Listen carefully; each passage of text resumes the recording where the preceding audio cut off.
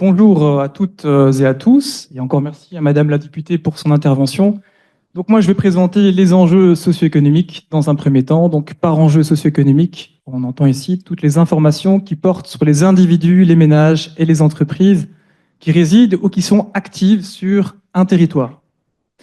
Et donc j'aborderai les dynamiques démographiques, la question du marché du travail et du niveau de vie, la question du tissu économique et la question de l'aménagement du territoire. Alors, en matière de dynamique démographique, ce qu'on peut tout d'abord retenir, c'est qu'au 1er janvier 2024, la population du Hainaut est d'un peu plus d'1 360 000 habitants. Alors, c'est une croissance qui est moins soutenue, que la Wallonie et la Belgique, mais qui reste positive ces dernières années. Alors, il y a une raison principale qui fait qu'effectivement, la croissance est moins soutenue en Hainaut. Vous le voyez sur la courbe de gauche au niveau du sol naturel, rapporté ici à 1000 habitants pour comparer le Hainaut avec les autres régions. On voit que la courbe ici en bleu, qui donc est la courbe du Hainaut, est plus basse, donc inférieure aux courbes de la Wallonie et de la Belgique. Et donc, on a un sol qui est négatif depuis 2012. C'est-à-dire que depuis 2012, il y a davantage de décès que de naissances en Hainaut.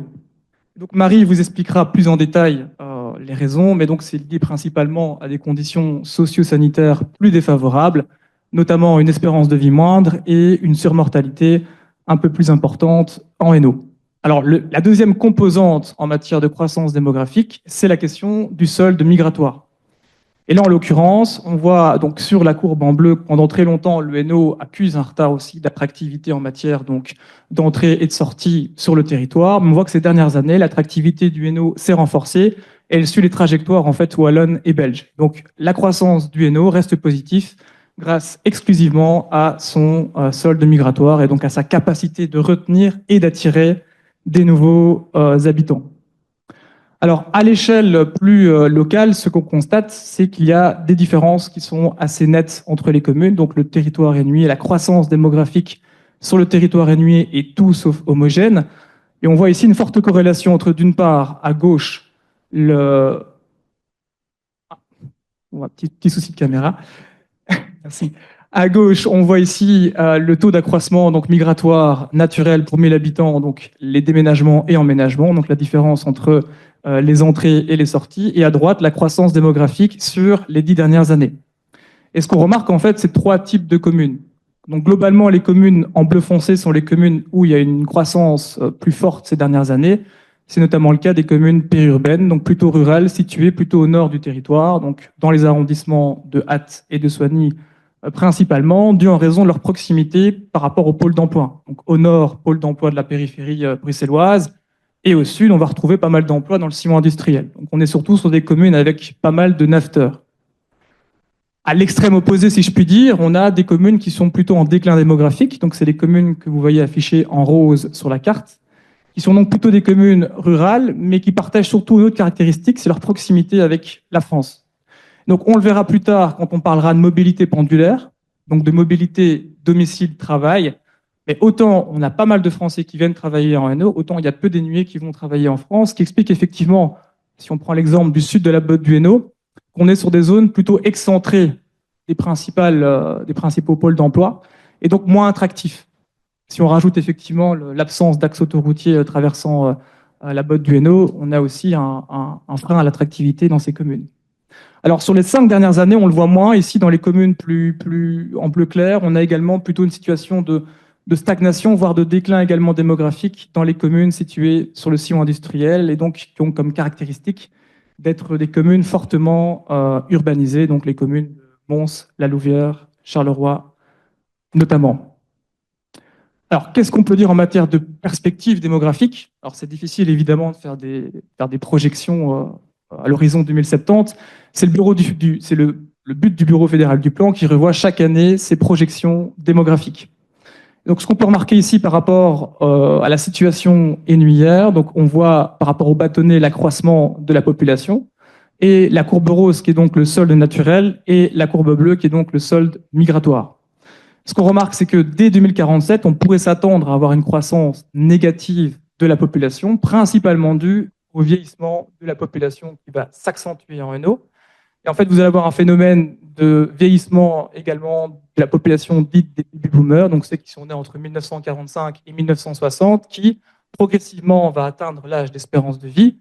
Et la natalité ne permettant pas de renouveler suffisamment la population, et le solde migratoire, vous le voyez, va rester relativement constant, ce qui explique effectivement que la baisse du solde naturel va s'accentuer et que le solde migratoire ne permettra pas de compenser cette diminution de population. Alors en matière maintenant de marché du travail et de niveau de vie, alors ici on se situe bien dans une perspective résidentielle, donc on parle du marché du travail par rapport aux résidents énuyés. Peut-être une piqûre de rappel, quand on parle de marché du travail, on identifie 3 types de publics cibles. Donc, on est ici sur la population en âge de travailler de 20 à 64 ans, sur base donc, de la définition du Bureau international du travail, donc sur l'enquête sur les forces de travail que mène Stadbel. On a tout d'abord la population active occupée, les travailleurs, salariés, indépendants. On va retrouver la population donc, au chômage qui représente environ 6% de la population en âge de travailler, et 5 fois supérieure à la population au chômage, la population inactive, qui représente près de 30% de la population en âge de travailler. Donc, par population inactive, ici, on est sur les personnes qui ne sont ni en situation de travail, ni à la recherche active d'un emploi, auprès notamment du Forum. Donc, ça comprend évidemment les malades de longue durée, les hommes et femmes au foyer, ou tous ceux qui travaillent dans l'économie informelle, ce qu'on appelle plus communément le travail au noir. Alors, si on regarde à droite les diagrammes, on a une précision sur ces publics. Alors, il faut évidemment faire attention ici au biais de la source, puisqu'on a droit sur des données administratives. Mais par exemple, concernant les demandeurs d'emploi inoccupés inscrits au Forum, une bonne moitié sont des demandeurs d'emploi allocataires. On a une partie aussi de demandeurs d'emploi inscrits librement ou obligatoirement, donc notamment les personnes qui sont envoyées par les CPS. Et on a aussi une partie donc, de jeunes en stage d'insertion qui terminent leurs études et qui n'ont pas encore droit aux allocations donc, de chômage. À partir de ces 3 publics, on peut construire différents indicateurs permettant de mesurer le niveau d'emploi en NO par rapport à d'autres régions. Alors, ce qu'on remarque en NO, c'est que le taux d'emploi est d'environ, donc en 2024, de 64%. C'est un taux qui est en augmentation, donc on le voit très clairement sur la courbe de gauche. Mais sur la courbe de droite, on voit que l'écart en points de pourcent entre le taux d'emploi en NO, le taux d'emploi en Wallonie et en Belgique demeure. Et donc, le NO n'arrive pas encore à rattraper son retard par rapport aux autres régions. Si maintenant on s'intéresse à la décomposition du taux d'emploi par tranche d'âge, on voit effectivement que de 25 à 55 ans, globalement, le taux d'emploi reste plus ou moins homogène. Par contre, de 20 à 24 ans, on a un taux d'emploi qui est plus faible. C'est plutôt logique puisque vous avez une part importante de jeunes encore aux études. Et ce qui est plus interpellant, c'est sur la catégorie donc, des 55 à 59 ans. On voit que l'écart par rapport à la Wallonie et la Belgique est encore plus significatif par rapport à l'écart moyen, tout âge confondu. Alors, 2 hypothèses par rapport à cet écart plus important, tant dans la catégorie d'âge des 20-24 et de la catégorie d'âge des 55-59.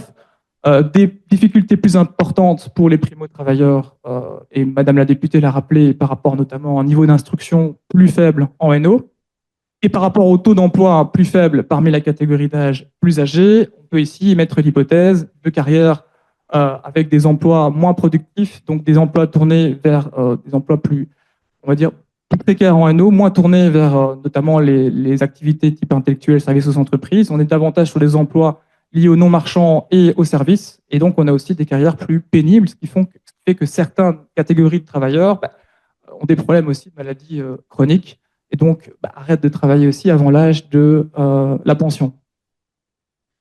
Alors, le taux d'emploi est souvent brandi comme un étendard. On parle souvent de taux d'emploi 80% à l'horizon 2030. Je voulais ici m'arrêter 2 minutes sur les limites de l'indicateur du taux d'emploi qu'on entend souvent parler. Donc le taux d'emploi, c'est un indicateur avec un numérateur et un dénominateur. Au numérateur, vous avez le nombre de travailleurs salariés et indépendants. Et au dénominateur, vous avez la population en âge de travailler. Si je vous dis que le taux d'emploi peut augmenter sans création nette d'emploi, vous le voyez ici sur le graphique, on a aussi une population en âge de travailler qui diminue. Depuis 2014, on a une croissance négative de la population en âge de travailler, exception faite de 2022, où on a eu forcément l'accueil de réfugiés ukrainiens, qui a permis de remonter un petit peu le niveau de population de 20 à 64 ans, mais c'est un élément purement conjoncturel. Donc, sur base des perspectives du Bureau fédéral du plan, vous voyez que la population en âge de travailler va continuer à diminuer. Et donc, à niveau de création, enfin, net d'emploi nul, si votre population en âge de travailler diminue, mécaniquement, votre taux d'emploi va également augmenter.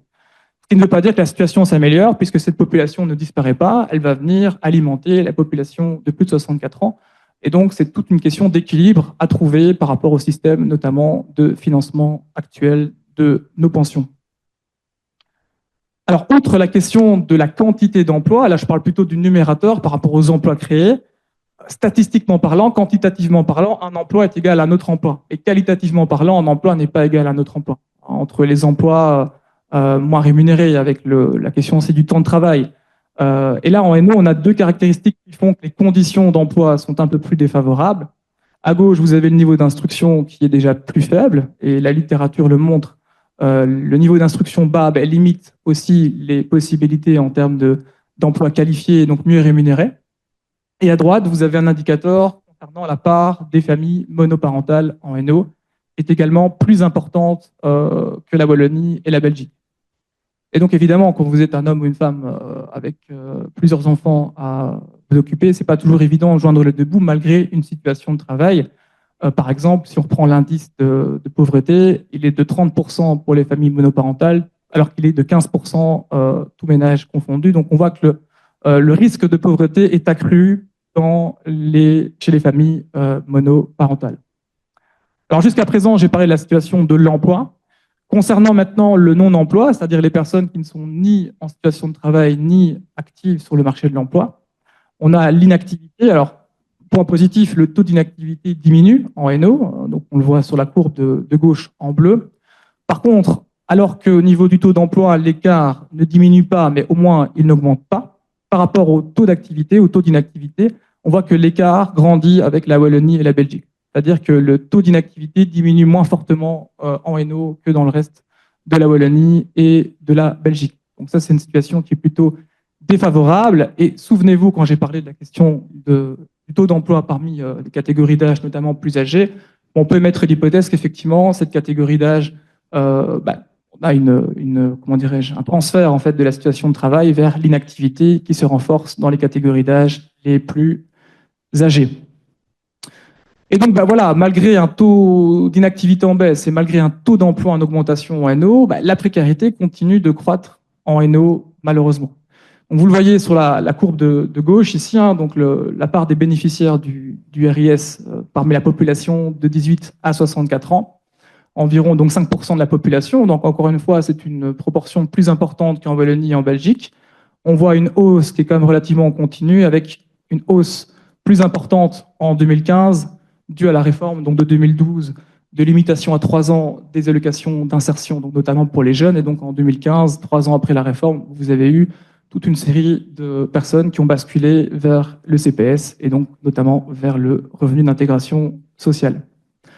À droite, vous avez également l'évolution par tranche d'âge. Et ce qui est plutôt préoccupant, c'est la proportion de jeunes de 18 à 25 ans qui représente 30%, je pense, environ des bénéficiaires du revenu d'intégration sociale, alors qu'ils ne représentent que, je pense, 15% de la population. Donc on voit qu'il y a 2 fois plus de bénéficiaires du RIS parmi la population de 18 à 25 ans, et que donc la précarité touche également les plus jeunes.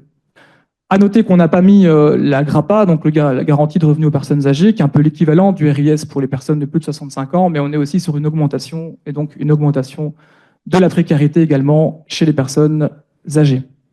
Alors, quelles solutions peut-on trouver? Alors, évidemment, il y en a plusieurs. Ce n'est pas notre rôle en tant qu'observateur de proposer des politiques publiques en matière d'amélioration de l'employabilité. Donc, employabilité, ici, on parle bien d'amélioration tant de la qualité que de la quantité d'emplois en NO, à savoir la capacité aussi à conserver un emploi et à créer des emplois. Donc, les deux aspects sont importants dans cette notion d'employabilité. Ici, on a retenu un indicateur, un levier intéressant, qui est la question de la mobilité pendulaire et de la mobilité transfrontalière. Donc vous le voyez sur la courbe, enfin sur la carte de gauche, c'est la part de la mobilité en 30. Et donc vous voyez que globalement, c'est plutôt donc les Français qui viennent travailler en NO, donc dans ce sens-là.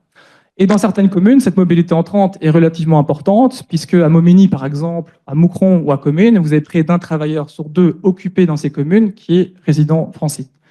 Ça permet donc de répondre aussi à des besoins locaux au niveau des entreprises présentes sur ces communes, et notamment des emplois plutôt industriels, notamment Momigny, l'industrie du verre, et l'industrie plutôt agroalimentaire du côté de Comines et de Moucron. La carte de droite, c'est la mobilité sortante, et là vous voyez que les Énuyers vont plutôt travailler d'un point de vue transfrontalier en Flandre. Pareil, on a une proportion qui atteint quasiment 50% dans certaines communes, comme par exemple Enghien. Et donc, d'un point de vue d'amélioration des emplois intérieurs dans la carte de gauche, mais également d'amélioration de la qualité des emplois et de la quantité d'emplois grâce notamment aux personnes qui travaillent en dehors du Hainaut, la mobilité transfrontalière est vraiment une opportunité très importante pour le développement du territoire hainauillet. C'est également des flux qui sont en augmentation et la croissance de ces flux est plus importante que la croissance des flux avec le reste de la Wallonie. Ce qui veut dire clairement qu'il y a vraiment ici un levier important et la province mène pas mal d'actions en matière de coopération transfrontalière. Voilà au niveau de la question du marché du travail. Je vais maintenant aborder la question du tissu économique. Donc là, on va changer de perspective. Jusqu'à présent, on parlait d'emplois résidentiels. On va ici parler non plus d'individus ou de ménages, mais on va clairement parler des entreprises actives sur le territoire hainauillet et on parlera notamment plutôt ici des emplois intérieurs, à savoir les emplois qui sont occupés dans ces entreprises en Hainaut. Alors, un indicateur clé quand on veut mesurer le niveau de richesse d'un territoire, c'est le PIB. Alors, il n'est pas sans défaut, évidemment, mais jusqu'à présent, on n'a pas trouvé de meilleur indicateur pour mesurer la valeur ajoutée qui est générée au sein des entreprises du territoire d'un territoire. Là, on voit très clairement l'impact des crises récentes sur la croissance du PIB et sur la croissance des emplois intérieurs. Donc, vous voyez les pics bas, notamment les pics qui sont de croissance négative, donc notamment durant la crise financière de 2008. On voit également les pics bas lors de la crise de l'endettement public, donc de 2012 et 2013. Effet Covid également avec une baisse importante du PIB, due à l'arrêt des activités économiques durant la période, notamment plutôt 2020.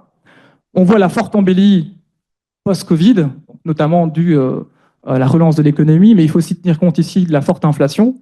Et donc, si on tient compte de l'inflation, ce qui n'est pas visible sur le graphique, mais tant les emplois intérieurs que le PIB ont une croissance quasiment nulle en 2023, dernière année où on dispose des données macroéconomiques par rapport à la situation du Hainaut.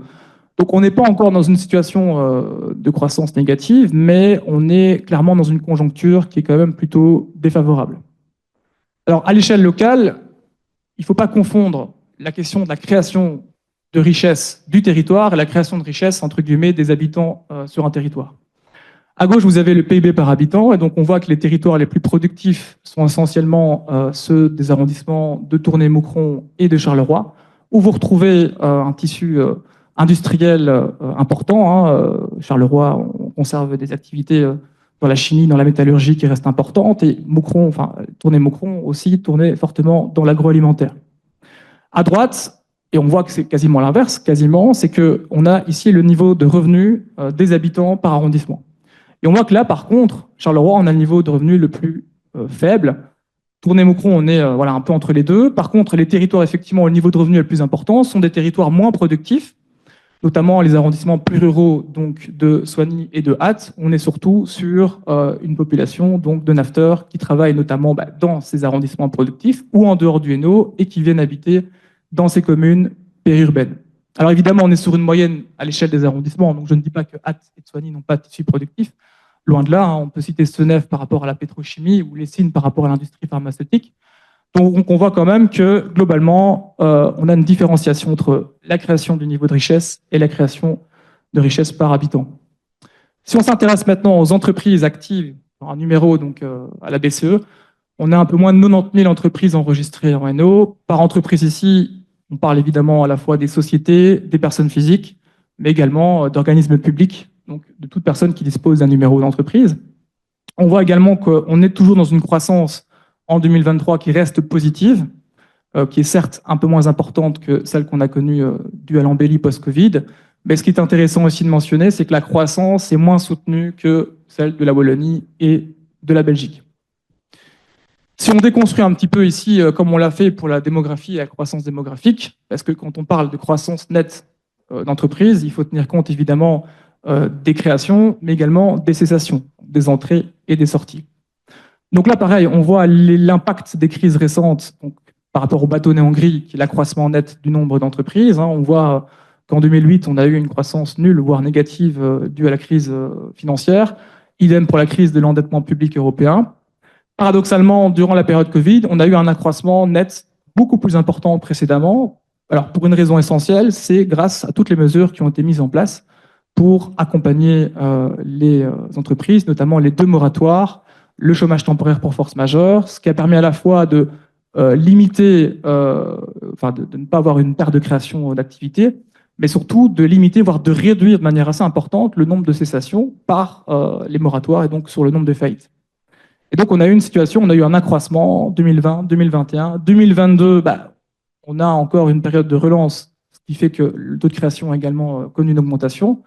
2023, dernière année de disponibilité, on voit déjà là ici les impacts négatifs des crises récentes, crise énergétique notamment, crise à venir potentielle liée au commerce international. Et on voit que le taux de création diminue, tandis que le taux de cessation continue de croître. Si on s'intéresse maintenant plus particulièrement à la question des faillites, on voit qu'on a une augmentation par rapport à 2023 de 12%. Alors ça paraît important, mais il faut relativiser ce nombre de faillites. Comme je vous l'ai dit précédemment, on a aussi une augmentation relativement importante ces dernières années du nombre d'entreprises en NO. Et donc si on rapporte le nombre de faillites par rapport au nombre d'entreprises en NO, vous le voyez sur la courbe et non pas sur les bâtonnets. Donc la courbe, on est bien sur le nombre de faillites par entreprise, pour un certain nombre d'entreprises. On voit qu'on n'a pas encore atteint le niveau pré-Covid et on est très loin du pic observé lors des précédentes crises, notamment de 2008 et de l'endettement public européen.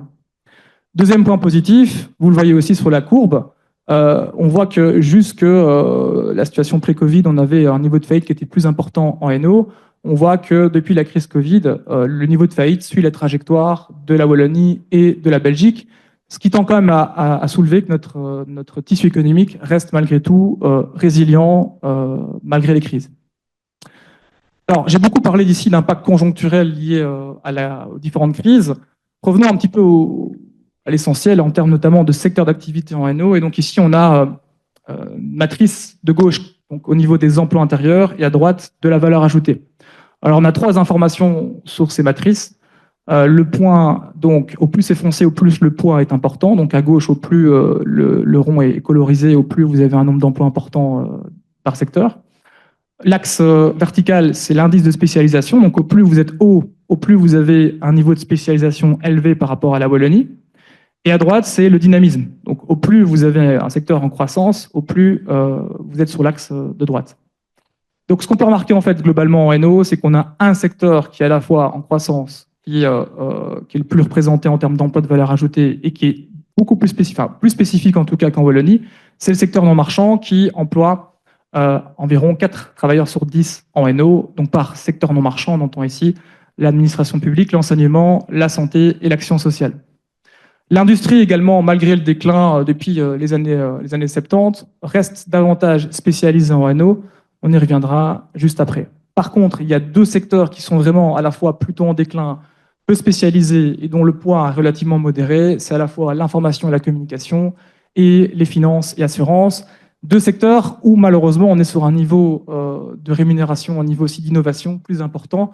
J'y reviendrai sur les leviers permettant d'améliorer aussi la productivité en NO. Si on s'intéresse plus spécifiquement à la question des industries, alors sur l'encadré, on va dire en gris, vous avez les industries qui restent spécialisées malgré un déclin. On va retrouver l'industrie textile par exemple, la coquillefaction, enfin voilà, toute une série d'activités qui sont des activités historiques, mais qui déclinent et dont le poids diminue fortement. À droite, à l'inverse, on est sur les secteurs où vous avez un niveau de spécialisation à la fois important, vous avez un poids important, également une croissance plus importante. C'est le cas de l'alimentation, Madame la députée l'a rappelé, mais l'alimentation est le premier secteur en termes d'emploi de valeur ajoutée en NO, dans l'industrie, et c'est également un des secteurs où le dynamisme est le plus important, et on a également un niveau de spécialisation plus important que dans le reste de la Wallonie. Citons également la métallurgie, qui est quand même le deuxième secteur en termes d'emploi, mais qui est plutôt en déclin, et la chimie, qui est également donc, le troisième secteur le plus représenté en Hainaut. Alors, si on transpose maintenant cette question de la spécialisation à l'échelle des communes, donc jusqu'à présent, on avait une vision macro à l'échelle du territoire hainauien. Là, vous avez deux cartes. La première, c'est l'indice de spécificité. Donc, autrement dit, au plus l'indice est élevé, au plus la répartition sectorielle dans chaque commune va différer fortement de la répartition moyenne des secteurs d'activité en Hainaut. Et donc, pour le dire plus simplement, dans les communes où vous avez une couleur foncée, vous avez des secteurs très spécifiques. Vous allez avoir un ou deux secteurs qui vont employer une part plus importante de travailleurs. C'est le cas notamment de communes rurales qui vont accueillir une grosse industrie.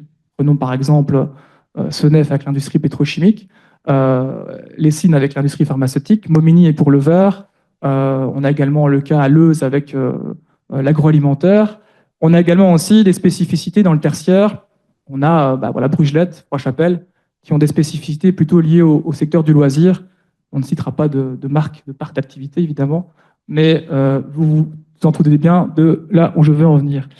Et à droite, on a la part des emplois industriels, et donc on va suivre globalement aussi la carte de gauche. On va retrouver une part plus importante, notamment en Wallonie-Picarde, dans les communes de Moucron et de Comines, mais également dans l'arrondissement de Charleroi.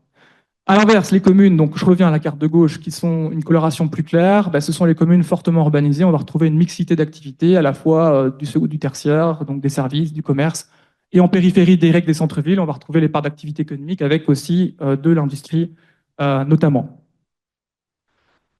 Voilà pour la question du tissu économique. Et donc, dernière information qui n'est pas présente sur les dias, mais que je souhaitais aborder, un des enjeux essentiels pour notre tissu économique face aux incertitudes actuelles, face aussi, vous le voyez, des secteurs qui restent des secteurs traditionnels où le gain de compétitivité est plus compliqué, c'est d'investir dans l'innovation et la recherche et développement. Donc à ce niveau-là, le Hainaut a quand même un retard assez important.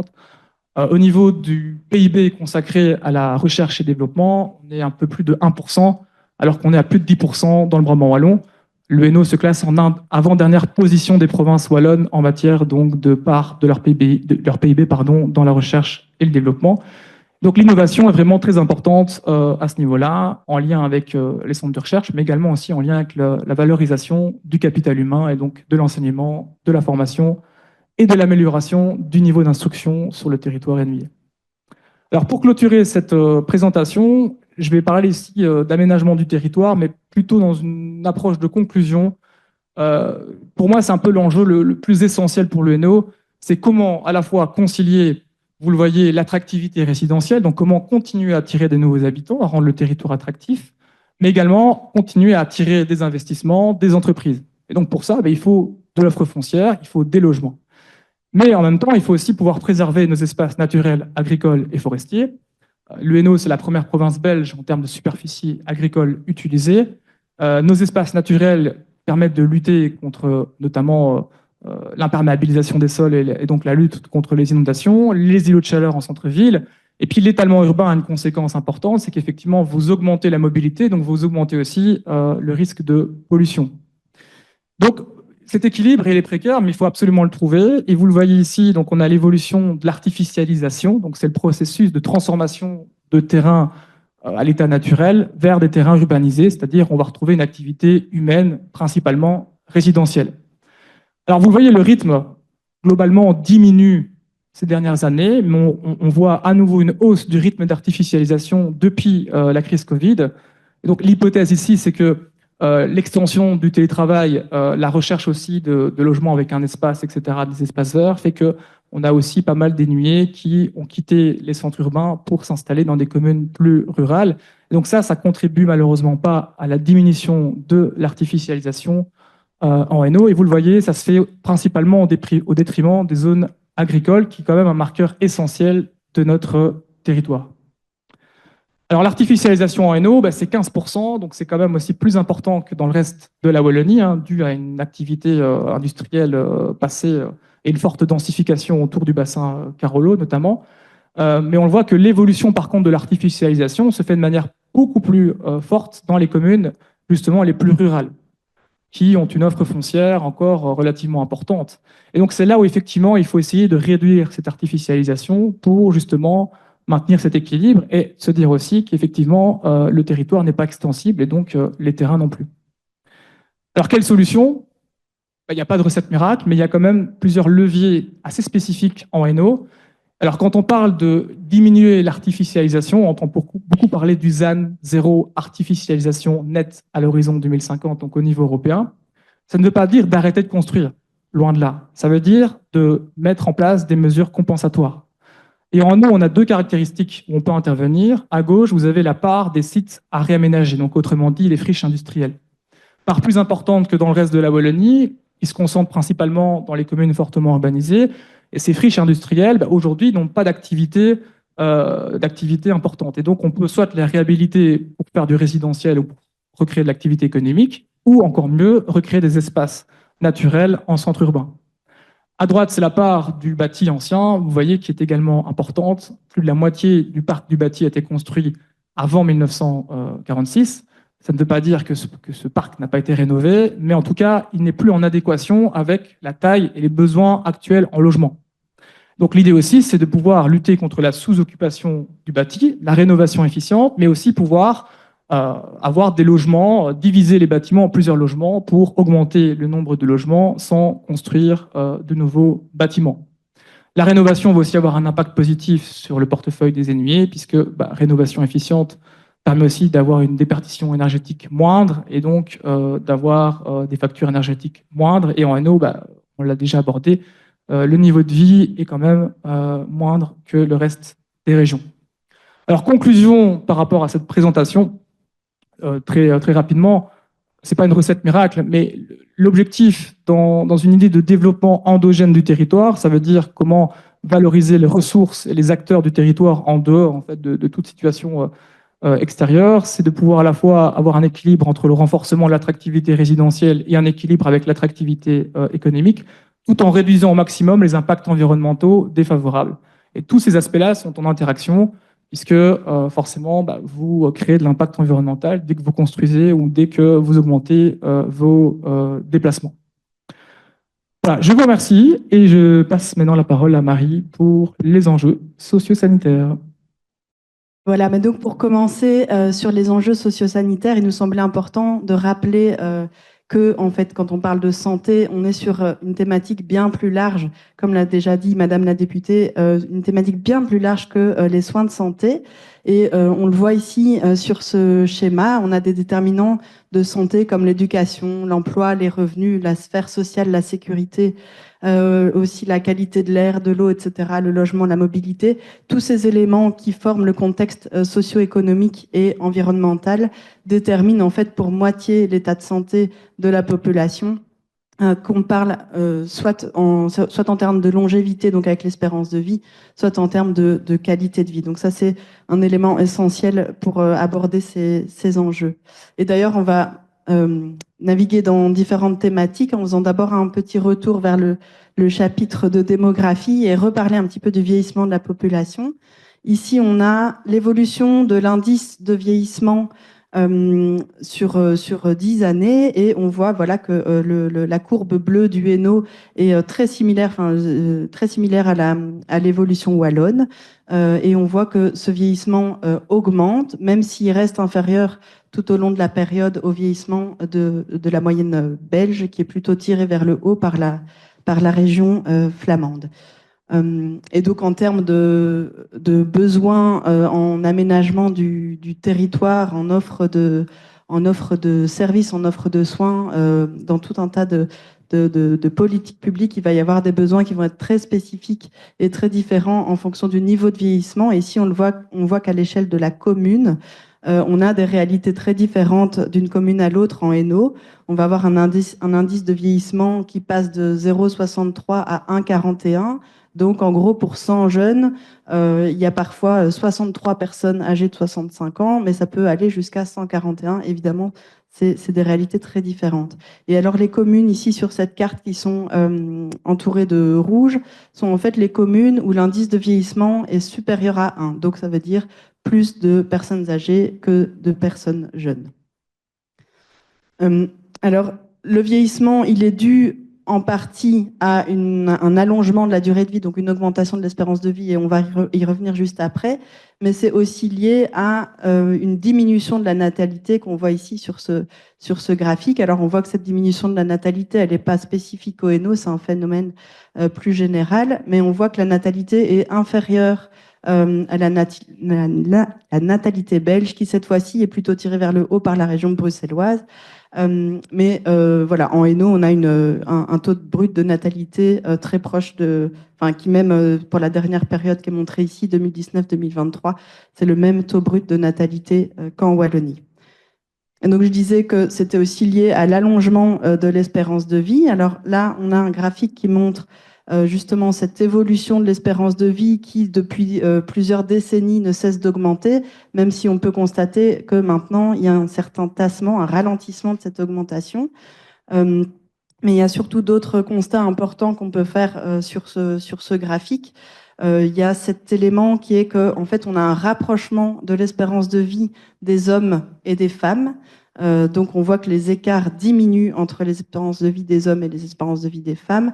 Et ça, c'est lié, a priori, en partie à un rapprochement des modes de vie depuis plusieurs décennies aussi des hommes et des femmes.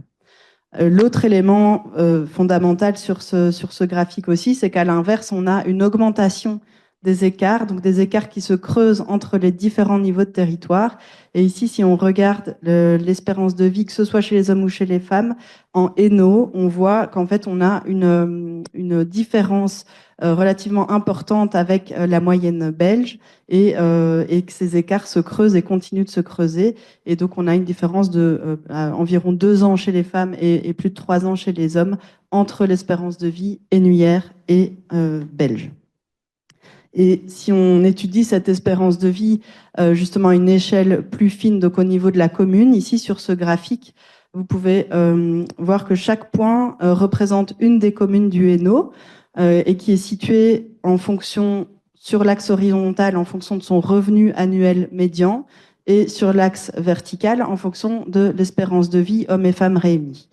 Et donc on observe une certaine tendance, et cette tendance, en fait, c'est que à chaque fois qu'une commune a un revenu annuel médian de 1 000 € plus élevé, elle a une espérance de vie de 5 mois supérieure à l'autre commune. Et donc, quand on dit 1 000 € de revenu médian, c'est annuel. Donc, ça revient à peu près à 80 € par mois. Donc, on a une différence, on a une corrélation qui est forte. Et donc, en fait, tout ça, ça traduit justement les inégalités territoriales de santé. Donc, quand on parle de santé en termes de contexte, ben voilà, on a le logement qui est un élément déterminant et qui est un prérequis à la santé. Déjà, en premier lieu, parce qu'il faut pouvoir se loger, donc avoir un logement, c'est l'abordabilité, mais c'est aussi le fait de pouvoir y rester, la stabilité résidentielle. Et ce qui va jouer aussi un rôle sur la santé, c'est l'état du logement en lui-même, mais aussi le quartier dans lequel ce logement se trouve, avec différents services disponibles, la mobilité possible, etc. Tout ça va avoir un impact sur la santé. On a ici quelques éléments, quelques indicateurs clés en termes de logement, avec le prix médian des maisons de 3 façades. Et donc là, en Hainaut, il a 155 000 €. On voit que c'est beaucoup moins élevé que le prix médian wallon et encore moins élevé que le prix médian belge. Maintenant, quand on le rapporte aux revenus, et donc là, on a la pression immobilière, on voit qu'on a une pression immobilière en Hainaut de 6, et donc ça se rapproche relativement de la pression immobilière wallonne. Et une pression immobilière de 6, ça veut dire qu'il faut 6 fois le revenu annuel pour obtenir une maison de 3 façades. Et alors toujours pour la pression immobilière, ici on peut regarder ce qui se passe par commune. Alors ce qu'on observe d'abord avec ces deux cartes qui ont 10 ans d'intervalle, donc entre 2012 et 2022, c'est une augmentation importante de la pression immobilière. Donc c'est pas seulement le prix de l'immobilier qui a augmenté, la pression immobilière a augmenté encore, enfin a augmenté, ça veut dire que le revenu n'a pas suivi l'augmentation de l'immobilier. Et ce qu'on constate aussi sur la carte de droite, c'est que le nord de la province devient de plus en plus foncé. Et donc là, on a le reflet de l'influence de Bruxelles en termes de logement, donc de l'étalement de l'extension de Bruxelles en termes de logement. Et encore un chiffre en termes de logement, c'est la proportion de ménages qui vivent au logement public. Alors ici, ce sont les logements publics de la société de logement des services publics, mais on a le constat qu'en Hainaut, il y a 7,4% des ménages qui vivent en logement public, donc c'est beaucoup plus élevé qu'en Wallonie, et à nouveau une grande disparité intercommunale, puisque ça va de 0,2 à plus de 20% de ménages qui vivent en logement public.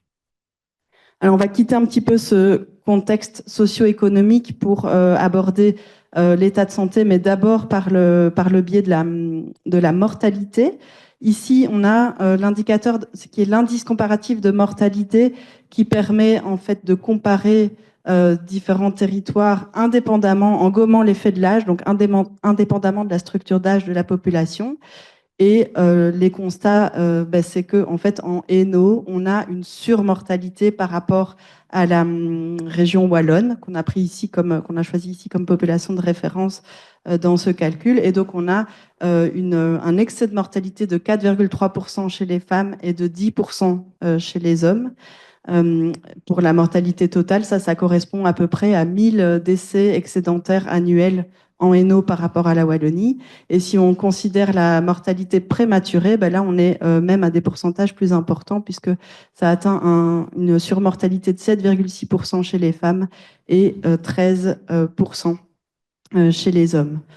Et donc, la mortalité, on vient de voir qu'elle est plus importante qu'en Wallonie.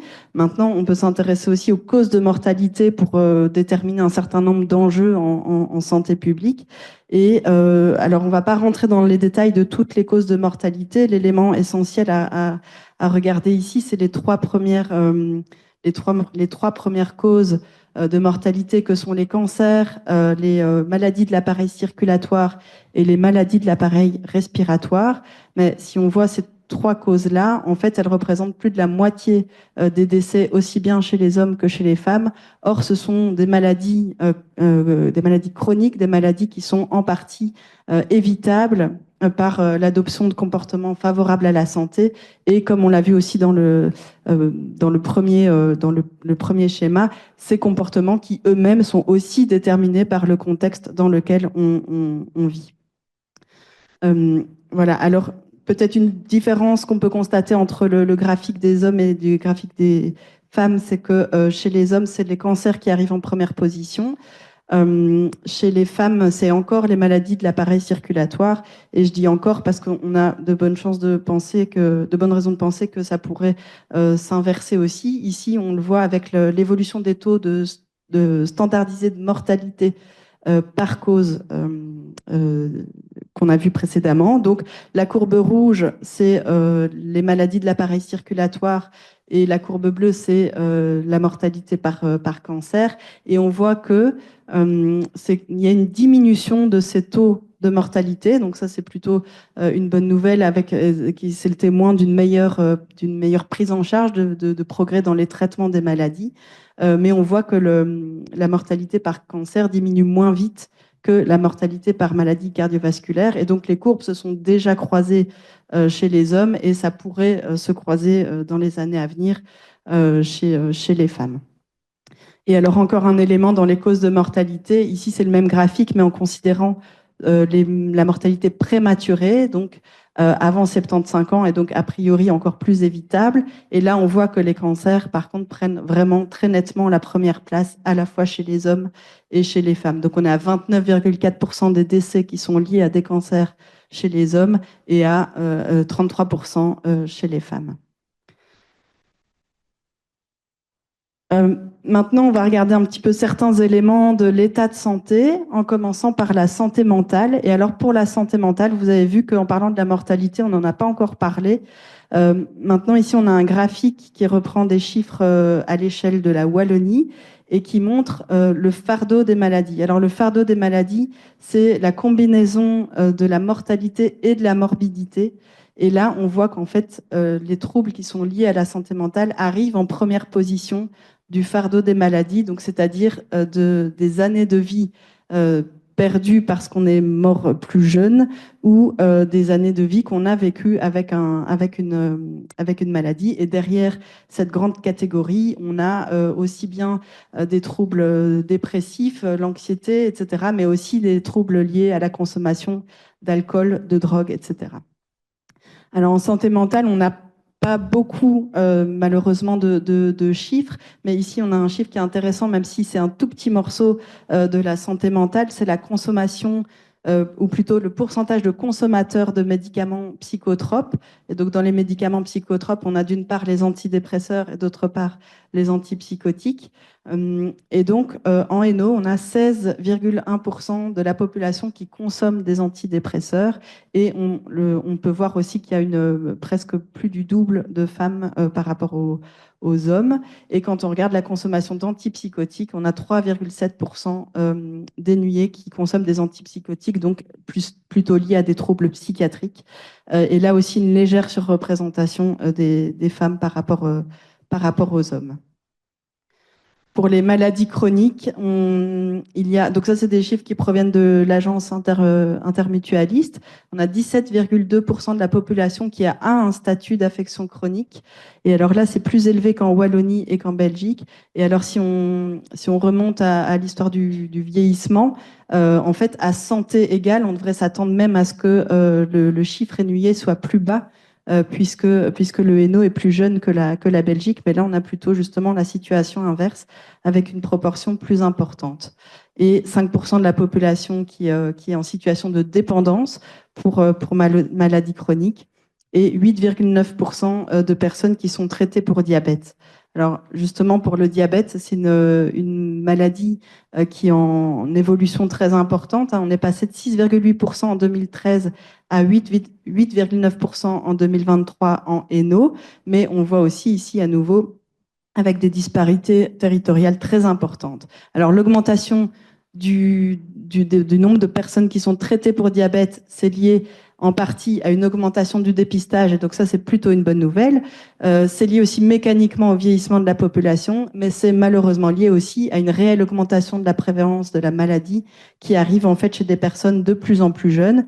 Et ici, on le voit avec la courbe d'évolution de la prévalence du diabète, mais chez les 25 à 44 ans. Et donc, on voit que ça arrive justement chez des personnes plus jeunes, et c'est corroboré aussi par l'augmentation dans ces tranches d'âge-là également de facteurs de risque du diabète comme l'obésité ou le surpoids plus généralement. Quelques chiffres par rapport au cancer. On l'a vu apparaître justement dans la mortalité. Maintenant, là, on voit le taux d'incidence. Et alors ici, plusieurs constats. À gauche, on a les 15-64 ans et à droite, les 65 ans et plus. L'incidence du cancer augmente énormément avec l'âge. Mais après 65 ans et plus, en fait, on a une incidence beaucoup plus élevée chez les hommes que chez les femmes. Quand on compare les différents territoires entre eux, donc à nouveau avec la Wallonie comme référence, en fait, la Belgique a un taux d'incidence plus faible, quel que soit le sexe et quel que soit l'âge. Et le Hainaut, en fait, a une incidence chez les femmes qui est similaire à l'incidence wallonne. Par contre, chez les hommes, il y a une incidence plus élevée, aussi bien chez les plus jeunes que chez les 65 ans et plus. Et les cancers qui sont les plus fréquemment diagnostiqués, chez les hommes, c'est en premier lieu le cancer de la prostate et chez les femmes, le cancer du sein. Et aussi bien chez les hommes que chez les femmes, c'est ensuite les cancers des bronches et des poumons et du côlon rectum. Et alors, si on s'intéresse au dépistage, ici, avec les chiffres de dépistage du cancer du sein, on voit qu'en fait, il y a une diminution qui avait déjà lieu avant la pandémie, mais il y a une chute brutale au moment de la pandémie, mais ça n'a pas encore repris, la pratique du dépistage n'a pas encore repris ni en Hainaut ni en Wallonie, alors qu'on voit que la moyenne belge tend déjà à remonter. Et donc là, il y a aussi un enjeu important. Et si on détaille ce dépistage par mammotest ou mammographie diagnostique, on voit que justement l'utilisation du mammotest est très peu utilisée en Hainaut, puisqu'on est à 3,8% des femmes de 50 à 69 ans seulement qui font un mammotest. Et si on comptabilise aussi celles qui font une mammographie diagnostique hors mammotest, on arrive à un total de 47,9%. Et donc, c'est même pas une femme sur deux qui pratique le dépistage. Donc ça, c'est des chiffres qui sont similaires à la Wallonie, mais c'est largement inférieur à la moyenne belge. Quelques éléments en santé maternelle et infantile, en commençant avec le taux de fécondité des 13 à 17 ans. Alors cet indicateur-là, il permet en fait de mesurer l'ampleur du phénomène de grossesse adolescente. Et alors déjà plusieurs constats. Au niveau de la province, on est à 2,4 pour 1000. Donc ça veut dire qu'il y a 2,4 naissances pour 1000 filles adolescentes, enfin pour 1000 filles de 13 à 17 ans. Et alors, à nouveau, aussi une disparité très importante entre les communes, avec ici, il y a quelques communes éparses qui apparaissent, mais il y a aussi la région de Charleroi et de la Botte du Hainaut où les grossesses adolescentes sont plutôt très importantes. Et alors, évidemment, en termes de vulnérabilité à la fois sociale, financière et sanitaire, c'est un enjeu très important. Toujours dans la santé maternelle et infantile, on a en Hainaut une proportion légèrement plus élevée de bébés de petits poids de naissance et de bébés prématurés. Et ça, c'est des indicateurs qui sont à la fois la conséquence soit d'un état de santé particulier de la mère ou de comportements de santé comme le tabagisme, par exemple, qui va favoriser les petits poids de naissance. Mais on les regarde aussi parce que c'est aussi des indicateurs sur les besoins sanitaires par la suite, puisque c'est des bébés qui vont être plus vulnérables en termes de santé et probablement plus de besoins de suivi. Et alors, en restant dans l'enfance, ici, on a l'accueil de la petite enfance, donc en crèche, mais aussi chez les gardiennes, etc. Et donc, en Hainaut, on a un taux de couverture de 31,7%. Et donc, ça, c'est inférieur au seuil minimal européen de 33%, qui est aussi probablement inférieur à ce qu'il faudrait en termes de réponse à des besoins, mais c'est aussi inférieur à 37,3% le taux de couverture en Wallonie. Et à nouveau, on voit des disparités importantes sur le territoire, puisque ici, on voit que ça va de 6,1% à 80,3%. Donc le taux de couverture, c'est simplement le nombre absolu de places le nombre absolu de places d'accueil rapporté à la population d'enfants de 0 à 2 ans et demi. Ici, on a quelques éléments sur la démographie médicale, en fait, avec le nombre de médecins généralistes et rapporté à la population le nombre d'habitants par médecin généraliste. Et donc en Hainaut, on a 1013 habitants par médecin généraliste actif. Et ça, c'est une situation un petit peu moins favorable que la moyenne wallonne qui a 983 habitants. Là, à nouveau, on va avoir des situations très différentes en fonction des communes, mais c'est aussi un indicateur, comme beaucoup d'indicateurs, mais ici, qui cache aussi des réalités différentes, puisque évidemment, en termes de distance à parcourir ou en termes de besoins de la population, ici, quand on rapporte à la population, c'est le nombre brut de la population. On ne dit rien sur, par exemple, une population plus vieillissante ou avec plus de besoins en santé, où les besoins vont être plus accrus. Ensuite, on a déjà parlé un petit peu des comportements de santé, mais ici, quelques chiffres qui proviennent d'une enquête de consommation alimentaire de Cienzano. Alors, c'est simplement à l'échelle Belgique et Wallonie, mais le constat, c'est que en moins de 10 ans, qui est la date des deux enquêtes, on a une diminution importante de la part des enfants et des adolescents qui atteignent les recommandations OMS en termes d'activité physique. Alors, chez les enfants, la diminution est nette à la fois en Belgique et en Wallonie. Chez les adolescents, la diminution est nette en Belgique. En Wallonie, elle n'est pas significative, mais le chiffre était déjà relativement bas, ça passe de 21 à 19%. Et donc, ça veut dire qu'il y a 8 adolescents sur 10 qui n'atteignent pas les recommandations en termes d'activité physique. Et alors, on va voir aussi un certain nombre d'éléments de comportement de santé ici chez les adultes, mais surtout en fonction du niveau de revenu. Donc ici, en bleu plus clair, on a le quintile 1 et en bleu plus foncé, le quintile 5 du niveau de revenu. Donc ça veut dire les 20% de la population aux revenus les plus faibles et les 20% de la population aux revenus les plus élevés. Alors le constat global, que ce soit en premier pour l'activité physique, ensuite la consommation de légumes ou pour le tabagisme, c'est que la probabilité d'adopter un comportement favorable à la santé est plus importante dans les groupes les plus favorisés de la population.